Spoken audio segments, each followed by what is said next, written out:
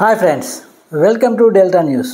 ఇప్పటి వరకు గృహాలు, దేవాలయాల్లో మాత్రమే దొంగతనాలకు పాల్పడుతున్న దొంగలు దాడి చేసి దోపిడీలకు పాల్పడటం తెనాలి పరిసర ప్రాంతాల్లోని ప్రజలను భయాందోళనకు గురి చేస్తుంది.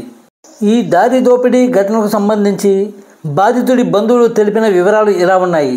తెనాలికి చెందిన అశోక్ గురువారం రాత్రి డ్వాక్రా డబ్బులు చెల్లించేందుకు కోపిల్ల గుడివాడ వెళుతుండగా కటివరం, కోపిల్ల గుడివాడ గ్రామాల నడుమ నిర్మానుష ప్రదేశంలో గుర్తు తెలియని వ్యక్తి చేయెత్తి ఆటోను ఆపాడు. ఆటోలో ప్రయాణించేందుకే ఆపాడని భావించిన అశోక్ ఆటోను ఆపాడు.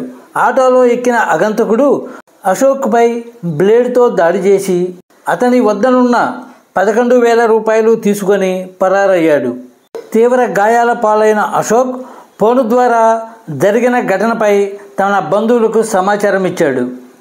ఘటనా స్థలానికి చేరుకున్న బంధువులు బాధితుడిని తెనాలిలోని ప్రభుత్వ వైద్యశాలకు తరలించారు. గాయపడిన అశోక్ పరిస్థితి నిలకడగా ఉన్నట్లు తెలుస్తోంది. ఫ్రెండ్స్, మీరు కూడా రాత్రి సమయాల్లో ప్రయాణించాల్సి వస్తే తగిన జాగ్రత్తలు తీసుకోవాలని డెల్టా న్యూస్ ద్వారా తెలియజేస్తున్నాం.